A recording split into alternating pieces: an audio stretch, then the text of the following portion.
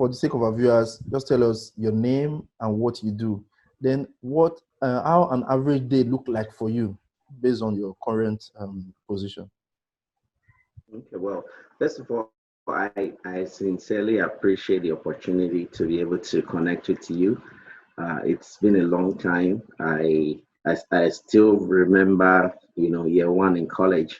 and just to make it, to throw a little more light as to how we both knew, I actually started year one with you. I was in accounting, but because I wanted to study accounting, but I didn't get accounting at the, that admission time frame.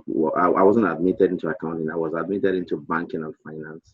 But because I wanted accounting and because of the hope of transferring to accounting in my 200 level, I just mostly, mixed with accounting student because right from time, I always saw myself as an accounting student.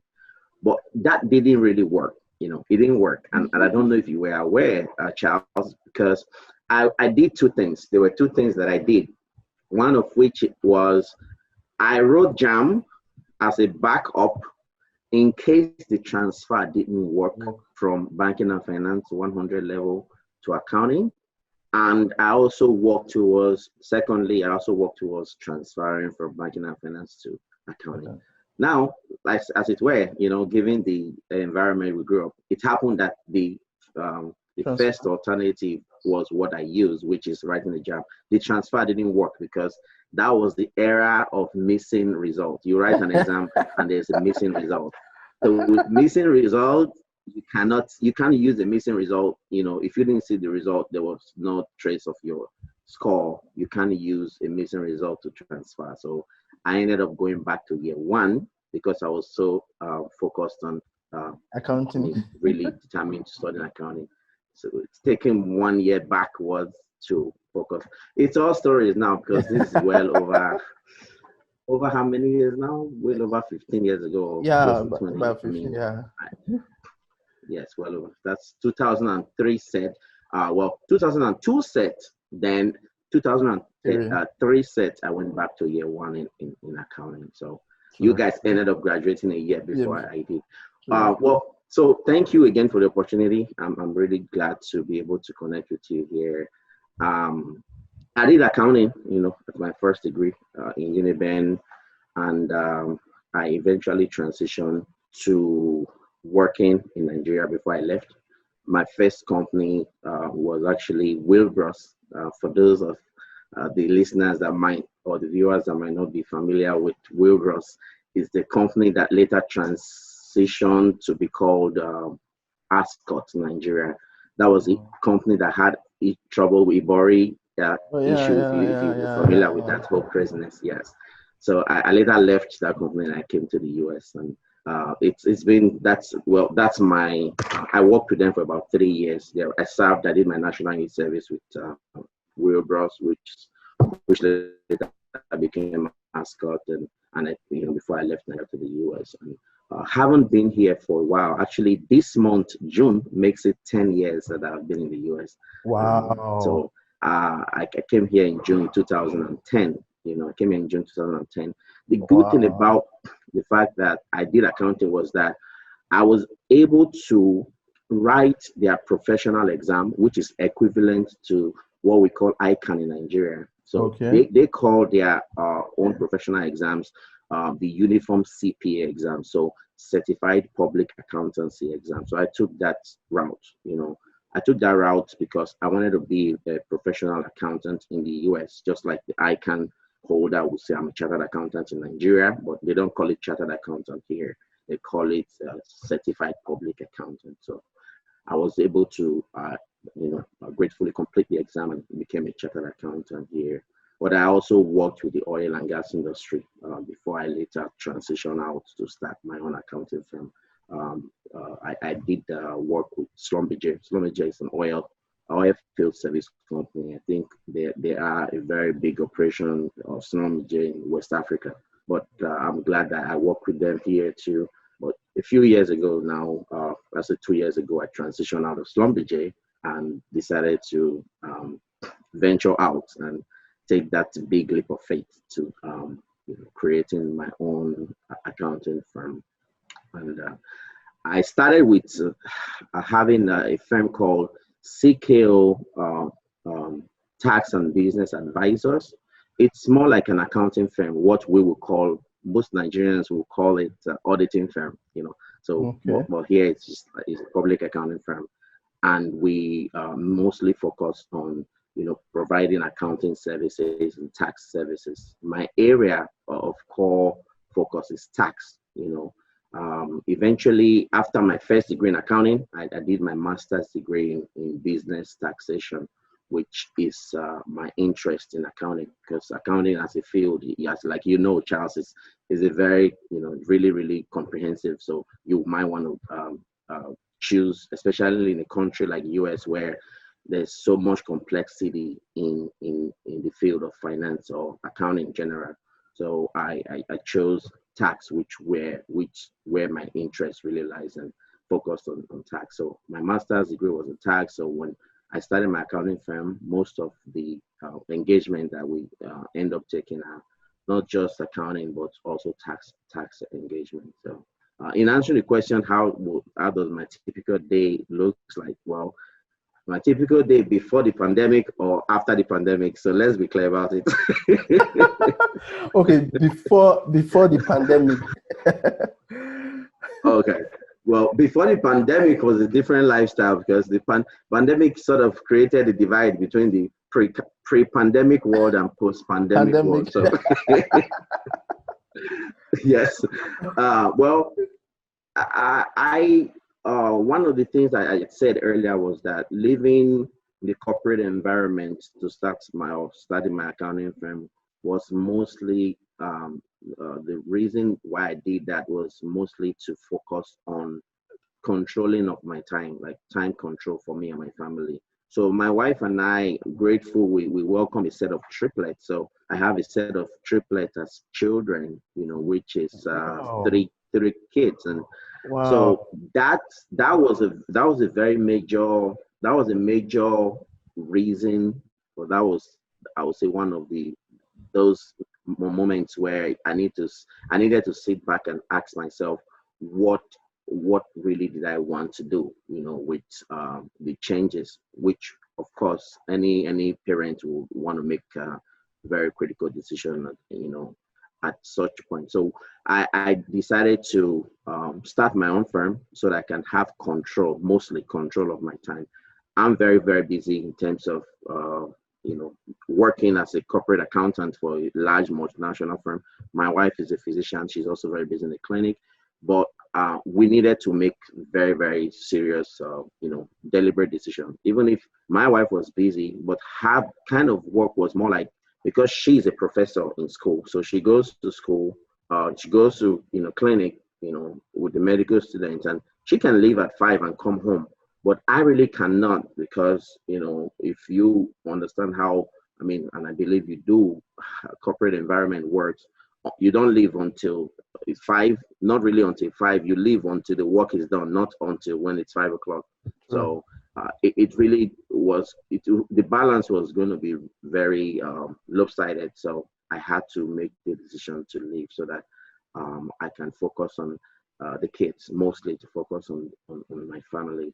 Now I can determine when I leave the house, when I go to work, especially being able to take them to daycare, sometimes split the work between my wife and myself, so that it's not too much for one person. So that was actually, I've said, one of the major reasons why I left corporate environment. So typical day starts with taking care of getting everybody, my wife and I, getting the kids ready for school, taking them to school, and being able to go to work.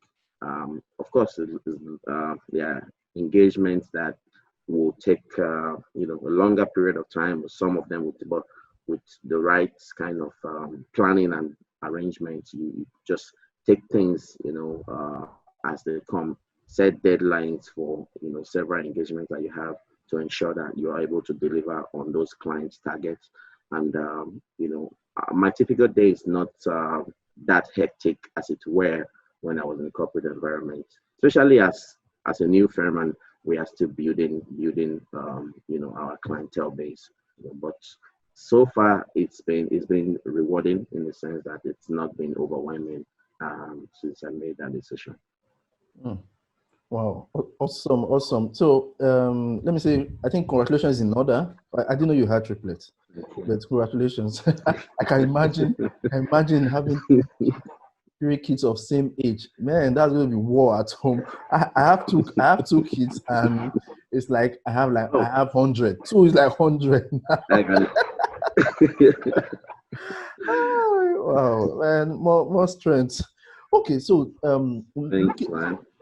looking back, looking at where we started, yeah, like you said, I remember the story. I remember your transitioning from banking and finance back to accounting and all those. So, but why were you so? So, what compelled you that say I must study accounting? So it looked as if you already saw today, as in you saw the future where you would be. You would be in the US. You work you work as a corporate accountant. So, how did you know? Now, I'm sure younger people want to be sure the way you were sure. So how were you sure? What convinced you? Because then to get admission, especially to a federal university like University of Benin, was a difficult task. Now you got the admission and you still had the mind to write jam again, to come back. And for some people, you say, my peers are leaving me, they are a year ahead of me, and I won't do that. So what was the conviction? As in why? Why did you why did you give education or studying accounting so much importance? Okay. Well, a very fair enough question. And I'll just be very, very straight to the point. In all sincerity, I give that, I'll say that credit to my mom. So I grew up being the last child, the sixth child of six children, and my mom had a way of pointing out the career that each of the children are going to be. It's funny and weird, but it's exactly what she did. My elder, I will start from my elder brother, who is he's a medical doctor, he's a plastic surgeon actually. So she used to look at him and say, you are going to be a doctor. You are going to be an accountant. She just have her way of saying that.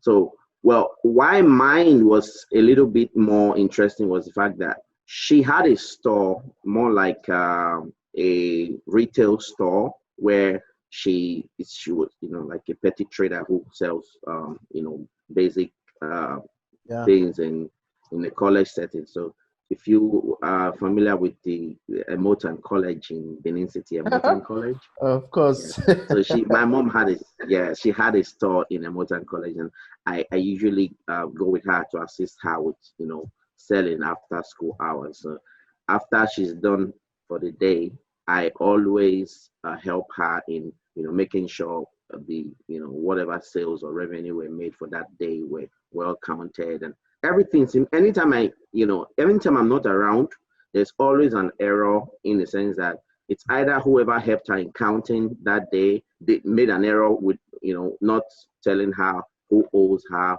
or who she's supposed to pay. But I was always very accurate, according to her, with, helping to put her finances together. At the end of the day, I was very, very, she said I was very quick to, arranging every amount, like making sure the financial, breakdown of that day's sales were accurate. So she's always called me an accountant. Grew up. This was from like age 10 and above. So she's always called me an accountant, and growing up. So I now sort of, I'll say, fell in love with being called an accountant. So that mentality, when I got into secondary school, I wanted to know more about accounting, but they didn't really teach accounting at secondary school level in Nigeria, which was really interesting, because there are some schools. Well, I mean, I knew in Lagos they did, but I don't know of a lot of schools in Benin that did accounting. But I did it. They taught commerce in some of the classes from lecture after school hours that I attended, and I really fell in love with commerce. So studying accounting was more like a by default for me, what I was already programmed to do, and I loved it. It was not because I was just sort of told I was going to be an accountant or I was going to be a great accountant and I wanted to do accounting, but I loved it. I really did, like accounting. So when I got into school, I didn't get accounting as a course. I, like I said, went back to take jam just to get into accounting. But also, I see they were. I asked a lot of questions, and one of the things I was constantly told was that accounting was a professional course, and if you study accounting, you can, of course, practice on your own if you want to do that. And I think those were, I would say, just saying this, thinking back, those were those preliminary foundation that I had that influenced my study in accounting. Looking back, Kenneth, is there anything you would have loved to change while you were in school? As in, if you had the opportunity to take back the hands of time, is there anything you would have changed? Well, for me, if there's anything that I would change was, I graduated in the US, they graduated from high school. Well, in Nigeria, I say I finished high school. When I finished secondary school,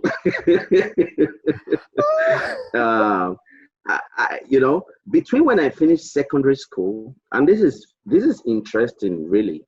Between when I finished secondary school and when I got into University of Benin, I wouldn't say waste, but there was a gap of about 2 years, which is very, very unusual. As a person who now lives in the US, which is extremely unusual. It's not normal. Most kids actually get through high school, secondary school, and the same year, maybe later in the year, they start the university, get into campus. But I didn't get into school till like 2 years later. Why? Of course, as a Nigerian, you could tell that you had challenge with getting the admission you wanted in the school that you wanted. I got offered somewhere outside of Benin, but I wanted to school in Uniben, so I kept trying, taking the jam and getting jammed by jam. So but that took 2 years. But when I eventually, broke into school, got the breakthrough, but I didn't get accounting, so I got banking and finance. But there was a gap. So what would I have done, thinking back, was that those 2 years, for example, that I probably would have started taking some professional exams, because I realized that there's so much to do. There's really so much to do. I wish I can take, right now, 1 hour matters so much to me that sometimes I just wonder, what did I do with that 2 years, that little break that I had, on hindsight, what should I have done? Probably take some, rather than, because the way for me knowledge works is, if you, let me put it in the very basic and simple way. If you leave book in pidgin English, if you leave book for 1 year, book will leave you for 2 years, So if you stop studying, putting yourself in that environment, building your knowledge and increasing your capacity academically for 1 year, the impact on you is more than 1 year, actually. So that's created a little gap in my, I would say, my educational journey. So that's what I would have done. Wow. So, but unfortunately, this is still happening. You see, people, you see the time between when someone finishes secondary school and getting university, you could have as much as 4 years at home doing nothing. You get, so for us, or for me particularly, I still see that there's a gap. There's a mentorship gap, because, for example, now you know better. So if someone that knew had advised you then, maybe you would have taken those courses, those training, while waiting for university admission. So what would be your advice for young people all right, who are at home now, what we advise them to do in terms, especially in terms of leveraging technology to bridge that gap? Because nowadays, in fact, even with the era of pandemic, we now know that technology is very important. You get, so Absolutely. how will you Yeah. advise them? What will you do you have any maybe specific recommendation or recommendations, as it may be, that you could give them that while waiting, this is what you could do? Maybe leveraging technology, internet technology. Yeah. So the era, I mean, just to put it into perspective, that period of time I just talked about, that's close to 20 years ago. Okay. That's close to 20 years ago. And I'm talking about between, around early 2000 and 2002, 2003. That's close, like 17, 18 years ago, right? Yeah. Now, been a shift in the entire, uh, technological space in the entire world, right? Right now, such that technology drives everything. Technology is like the foundation or the backbone of development now, even in developing countries. So, what will I do, or what my advice to young people who are listening to this will be that when I talk about getting into school back then, is different from getting to school now. I mean, in this day and age, True. there are so much you can do and actually get it. You can actually graduate from a university in America while you're living in Nigeria. So the best, or one of the first thing I'll tell anyone who is who is listening to this, who wants to learn one or two things from this, is to make sure you want to get with a mentor, someone who can advise you, or someone who can just sort of point you in the right direction. You can leverage so much on the use of um, technology to be able to get that. You don't have to be in the four walls of the classroom to be educated. The education at the end of the day is not sitting in the classroom and somebody's lecture. You think you've been taught, and after you graduate, you get a certificate. No, it's actually what you are able, the skills you're able to, learn, those things that you're able to, equip yourself with to be ready for your future. That's what makes you educated. So the era of thinking that once you get into a college, you're sitting down in a classroom, and amidst many other people, it's what defines you as educated. That's no more the era we live in right now, because there are a ton of people, even here in the US, that actually they are students of colleges, but they're actually working full time. They have a job full time. How do they bridge that gap? Is with the use of technology. So there are, I mean, I know a ton of people who are college students, but they're also working full time because they're able to get into their live session in class. They don't need to be in the classroom to do that. So, and you can do that from anywhere in the world. You can do that there. And there are a lot of platforms right now, right? There's a platform called Udemy, Udemy, udemy.com. There's a platform called Coursera. Yeah. These are platforms where you can take classes, actually some of them for free. Since this pandemic started, for example, Harvard University has actually made most of their online platform classes for free. And there are over 100 classes. I mean, skills that otherwise, you would have paid a lot of money to, acquire in a school like, Harvard University, that are just online, for free. Just get, all you need to do is to get the internet and be able to register for those classes, and you gain those skills that you need. So what will you do? The question is not you getting information. The question is, what are you going to do about this information that you are being told? Yeah. Sure. Okay, so I think this should be the last question. Sorry. Oh no. Okay. So now, still talking about technology. So what we are doing at Noble Missions is that we are building a platform called Talent. So it will be at talent.com.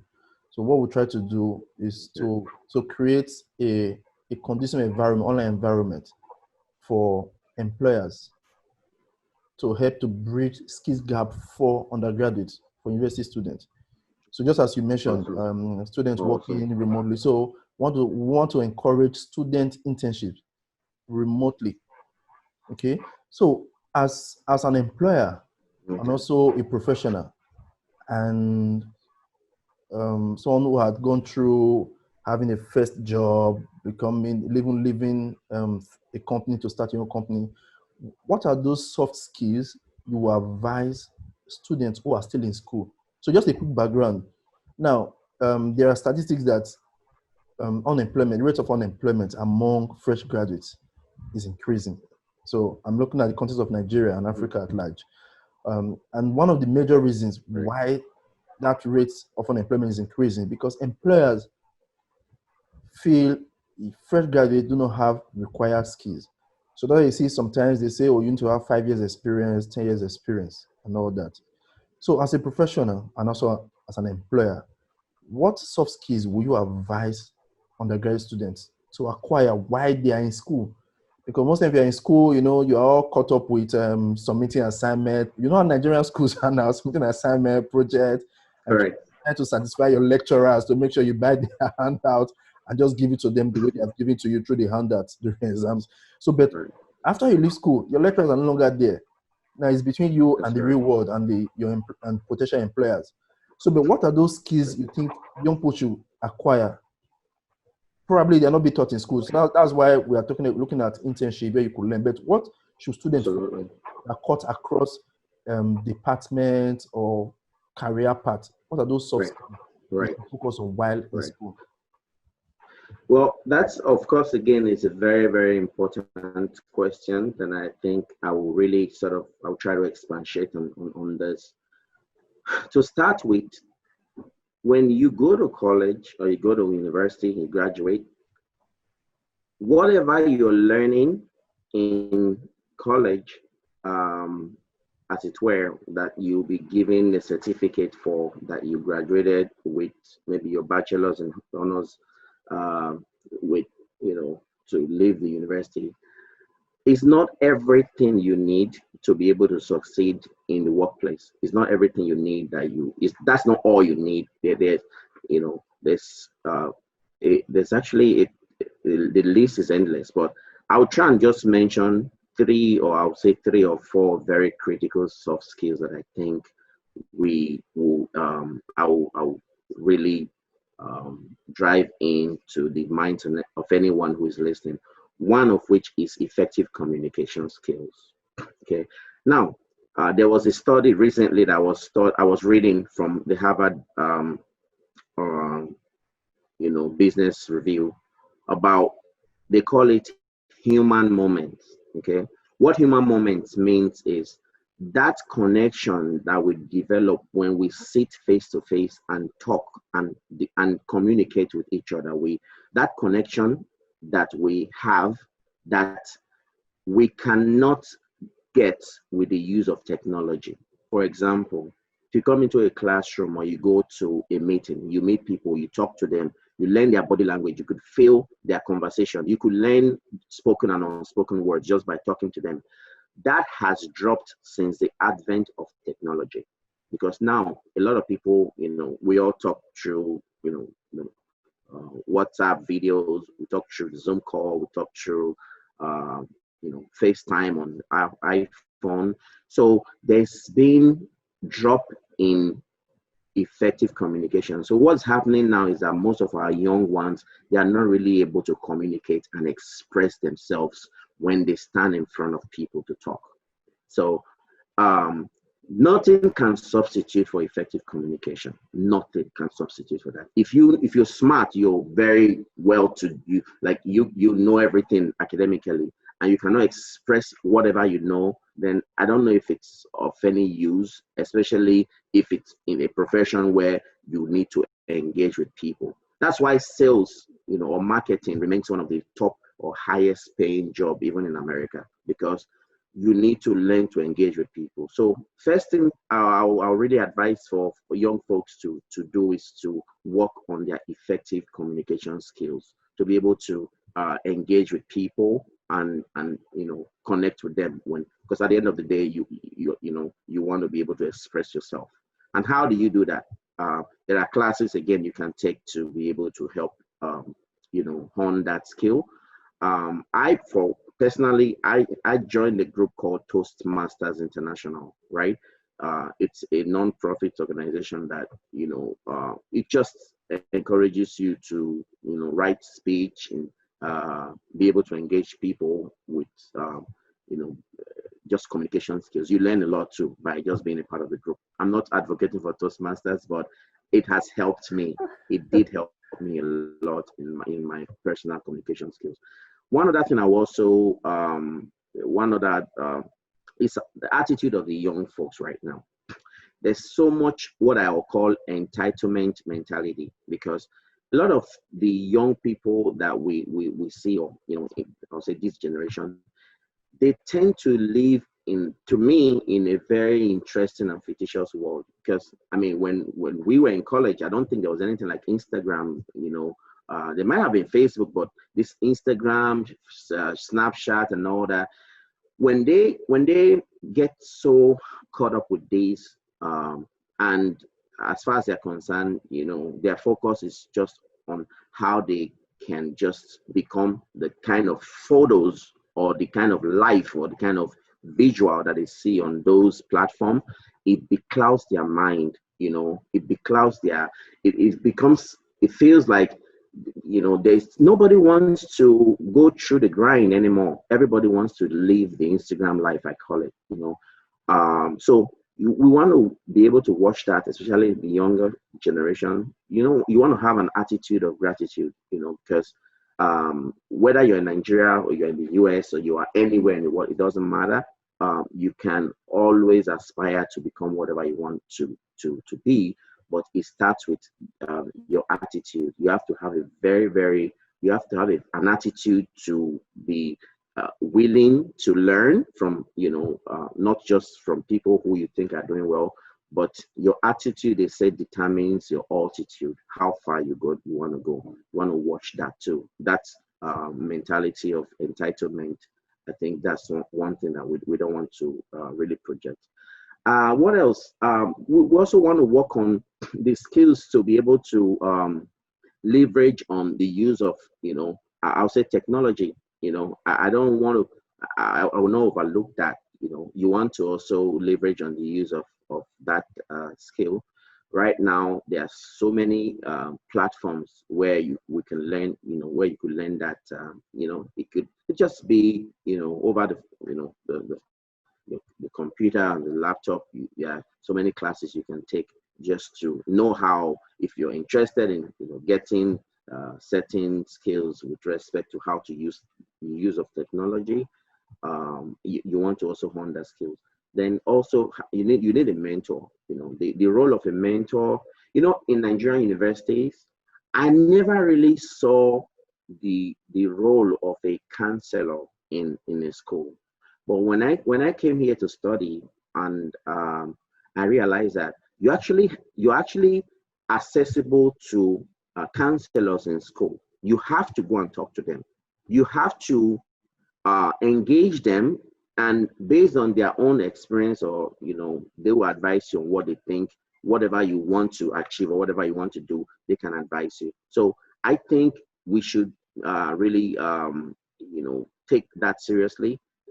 Look for a good mentor, someone who you believe can you see it ahead of you in terms of career, or someone who you can learn one or two things from, and you want to ask the person, you talk to the person and have the person help guide you through certain journey, your career journey. It's easier for someone who has walked a journey to tell you where to go through, where not to go, the mistakes they made, the errors that you made. Let me give you an example. As a Nigerian who did my first degree in Nigeria, and I came here, and by the grace of God, I'm a chartered accountant, as it were, a certified public accountant. I went through what I would call a very transformational period in my life, because it was a very difficult journey. It's interesting because I completed my exams here, before I went for my master's degree. Most people do it the other way around. Most people do their master's first, and thereafter they become a chartered accountant or certified public accountant. So I didn't know all of this. There was not quite a lot of people who one could talk to that could give you some of this advice. But since I have become a public CPA here, I've mentored people who look like me, people who came from Nigeria or some other African countries that now say that, oh, there is an African who is a CPA in the US, and they reached across them. Some of them I don't know them. About two of them were actually in your class, Charles. And now they are CPAs. Two of them, yes. For the sake of privacy, no need to mention the names, but there are two people in your class that are now in the US that they've completed their CPA exams and they are now CPAs. And I'm grateful that the role that I played in their life gives me a sense of fulfillment, that those errors, those mistakes that I made, I was able to advise or talk to them not to make the same mistakes. And mentorship doesn't necessarily have to do with age. I need to clarify that. The fact that somebody is younger than you doesn't mean that the person cannot mentor you. It just means someone who have gone through a particular journey before, and you want to go through that journey. If he has done it, you should be able to get one or two. He said success leaves traces, right? It leaves footprints. You want to be able to talk to somebody who have walked the journey. And I promise you, they have a lot to tell you, and you have a lot to benefit. Man, Kenneth, I wish we could do this longer than the time we have spent. But of course, if there is a need for us to have this again, trust me, I'll come knocking. Absolutely. Okay, I'll come knocking. Absolutely. So it's been an awesome And time. just let me add that you're doing a great job, Charles. You are doing a great job. I might not be very much in Nigeria, of course, but I see, the world is a global village now, like they say. I see a lot of things that you do. I'm extremely proud of the work you're doing. Whether you're in Nigeria or you're in the US, you're in anywhere in the world, the purpose of life is to be able to impact lives. You want to live a life that you can look back and tell yourself, this was worth living. So what you're doing in impacting the life of people, I think there's no greater joy than that. Thank you so much, Kenneth. When I talked about the platform we're working on, talent, okay?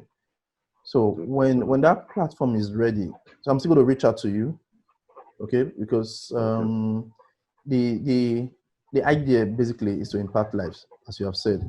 Okay. You get, so we're trying to see how we can connect employers, no matter the size, to see if they could use the platform to run their internship program, remote internship program, and at the same time mentor the interns, because that's how the platform is being designed. So while the intern is working for you or working with you, so you also mentor the intern so that they'll be able to define their career path.